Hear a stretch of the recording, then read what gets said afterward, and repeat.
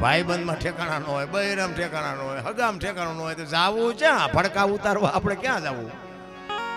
માણા તો બાપુ હારું માણા હોય ને તો બાપુ જીવવાની મજા આવે.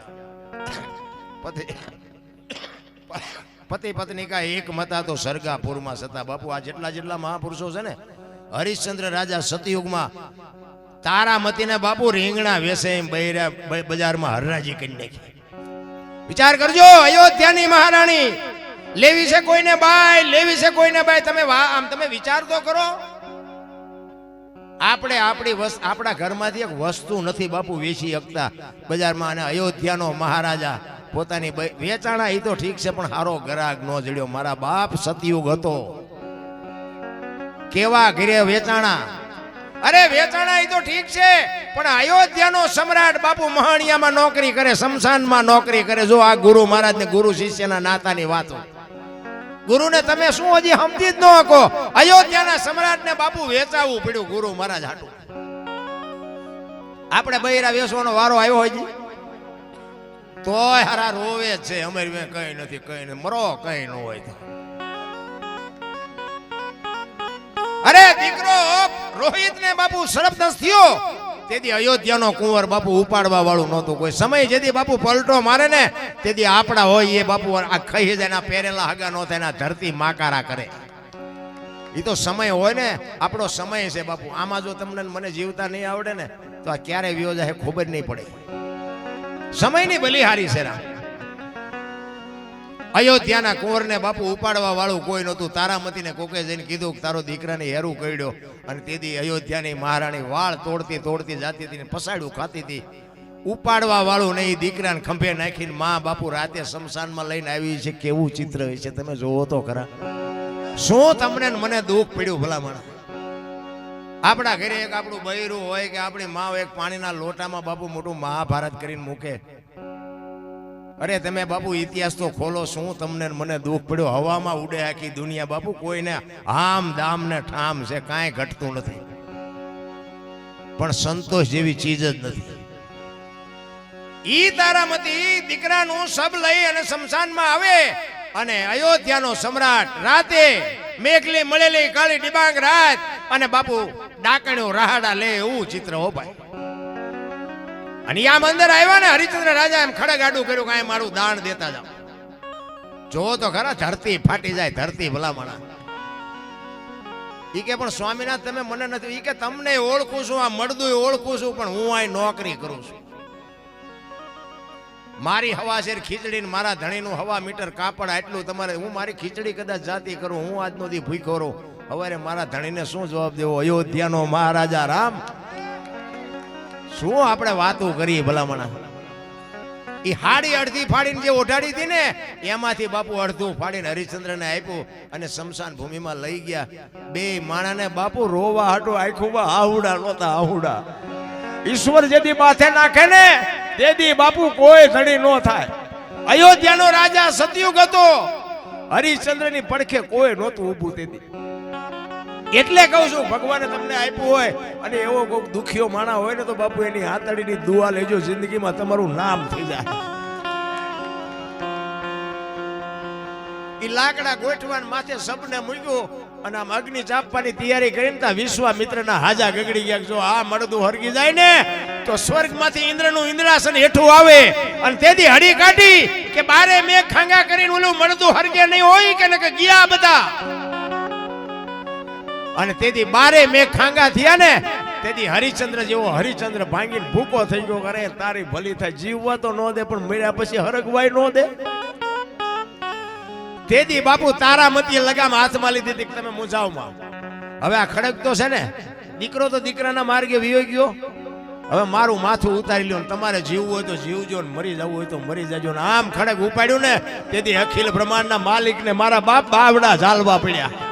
એમના ઇતિહાસ ન થાય, કોકના રોલ કરે ઇતિહાસ ન થાય, કોકના કાળિયા ઠાર્યા હોય તો જગતમાં તમને મને કોક યાદ કરે. ઇતિહાસ એમનામ ન થાય રામ. એટલે કહું છું કે દીકરીઓ છે ને, જ્યાં ધર્મ ધ્રુજી ગયો પુરુષ ન પગી ગયો, દીકરીઓએ દુનિયામાં આબરૂ રાખી છે. હું તો એમ કહું, તમારી દીકરી બીજે હોય અને બીજાની દીકરી તમારા ઘરે હોય, બાપુ ભૂલચૂક આવે તો ઘરની વાત ઘરમાં રખાય, ભડકા ન કરાય. તમારે જો બાપુ વ્યવસ્થિત પેટી જોતી હોય શાંતિથી ખાવું, બાકી કકળાટ છે ને વિનાશ સમજી લેજો. જેથી કકળાટ ચાલુ થાય ને તેથી સમજી લેજો કે ઠાકર ત્રાજવેથી ખાઈ ગયો હોય તો જ આ બાપુ હુજે. આપણી દીકરી હોનાની અને બાપુ આપણે કોકની દીકરી આપણા ઘરે હોય તો એનો નકરો વાંક જ નીકળ કરે. આ તો કેવી વાત કહેવાય. એટલા માટે કહું છું સમયની બલિહારી છે. મને તો એમ થાય સારું કાયલ મરી જઈશું. અને આ ટાણામાં જો આપણે બાપુ કોઈને ઉપયોગ ન થઈ શકી તો શું આ જિંદગીનો બાપુ અર્થે હતો એમ. એટલે સવારામ બાપા એક કબીર સાહેબ કહે છે કે કર્મની ગતિ છે ને એ હજી કોઈ સમજી જ નથી. એટલે આ વાણીમાં બાપુ કર્મની વાત કરે અને વાત એ સાચી છે. તમે જો લગ્ન પ્રસંગ હોય તો મુરત જોર આવે, સોકડિયા કાઢે તો જાનુના ખટારા ઊંધા પડે. લ્યો શું સમજ? આ બામણ ખોટાય છે, મુહૂર્ત ખોટાય છે કે આપણે ખોટાય છે? શું સમજવું શું? એટલે એમાં આપણે ઊંડું ઉતરવાની ભગવાન ઉપર ભરોસો. સવારામ બાપાએ કીધું ભજનના ભરોસે રહેજે, અંતે ઈન રોપ છે અમર બીજક હાથ લાગ્યું એને કાળ કેમ લોપ છે. બસ આ ભગવાન છે તો છે, નથી તો નથી.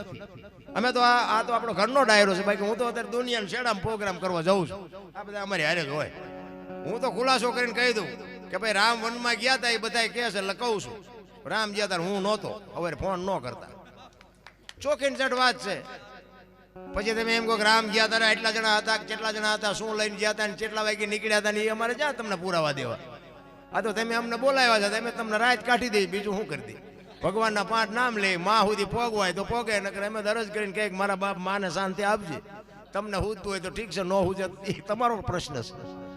પણ ભજન મારો કહેવાનો મિનિંગ એ છે કે તમે ભજનમાં બેહો અને ભજનનું જો તમને મંથન કરતા ન આવડે ને ભજન સમજતા ન આવડે તો હું તો તમને એમ કહું ખુઈ જવાય. ખોટી ગળદી ન કરે, ખોટી કોકની ચા ખાંડ ઓછી ન કરે. હા ભજન છે ને, ભજન બાપુ વિચાર માગે છે. ભજન એમ નામ સમજાય એવી વાત જ નથી. એક ભજન કે છે પેલા મેં જન્મા પછી જન્મા બડા ભાઈ, ધામધૂમથી મારા બાપા જન્મ્યા પછી જન્મી મારી માં. વહા ભાંગી નાખે કે નહીં કોક? આવું હોય? પેલા હું જન્મ્યો પછી મારા મોટા ભાઈ જન્મ્યા પછી મારા બાપા જન્મ્યા પછી મારી માં જન્મી, આવું હોય? અમે કહીએ છીએ હોય. હવે તમને ન સમજાય તમારો પ્રશ્ન છે. તમારા ગુરુને પૂછજો. એટલે દરબાર આવા બાંગા મારતા હતા કે આનું શું થાય. ન હું જદ આપણી પાસે આવજો. ભજન તો બાપુ ભજન વ્યાખ્યા કરો તમે. મંથન તમારે આ દૂધ હોય, તમે તો માલદાર, દૂધમાં બાપુ દીવો કરો થાય? એને ઘી કરવા માટે બાપુ કેટલી મહેનત કરવી પડે. તો એમ તો આમાંય બાપુ વલોવું તો પડે. એમ નામ નો ઘી નીકળે આમાંથી. દીવો તો થાય એમ ના. હું તો અમારા ઓલા બધા જાય ને, આ બધા અમારા ખટારા અમે ભરવા, અમારા ખટારા ભરતા હતા અને ખટારો આગતો તેથી નકરા તોફાન જ કર્યા છે. આ તો મારો મેળ પડી ગયો. રામ જાણે કેમ હાલ્યું મારું એમ. હા કુકાભાઈ, આપણે મશરૂભાઈના બાપુ ને કુકાભાઈ, આ અમારા ભીખાભાઈ, આ બધા અમારા આ પેલા 100 કિલોની બોરી ઉપાડતા. બોલો અમારો 3 રૂપિયા પગાર હતો. બોલો 3 રૂપિયામાં જલસા કરતા હતા. આ બેઠા પૂછો. હા ખૂબ આનંદ કર્યો, ખૂબ મજા કરી. પણ કહેવાનો મારો મિનિંગ એ સમય જોઈને તો અત્યારે અમને એમ થાય કે મારું બધું સ્વર્ગમાં આપણે બેઠા છે. આવી લાઈટો, આવા મકાન આપણા ઘર ઢાઈ ફાડ્યા હતા. વરસાદ થાય તો આખા ઘરના પકડી લઈને રખડતા, દંદુડિયું થતી. એટલે હું ચારે હવે અત્યારે તમે જોવો તો હામ દામ ને ઠામ. મને તો એમ થાય જીવતા આવડે તો કાંઈ ઘટતું જ નથી. પછી આપણે રોવાને હેવાયા થઈ જવા એમાં ભગવાનનો સાના રાખે. અને આપણા ગઢાની પુનઈ છે. આપણી પાસે જે આવ્યું ને મહેનત તો આપણે બધા કરે જ છે, પણ જ્યાં ઉગ્યું છે ને એ આપણા ગઢાએ. મેં હમણાં કીધું એમ રોટલો આપ્યો છે ને કોકની આંતરડી બાપુ અડી ગઈ છે, એટલે આપણે આ અત્યારે આ સાહેબી ભોગવી છે. ધંધો તે દીએ કરતા હતા ને આજે કરે છે. ઉગ્યું છે એ ગઢાની પુનઈ ઉગી છે. એટલે કર્મની ગતિ છે ને બાપુ, હજી કોઈ સમજી જ નથી.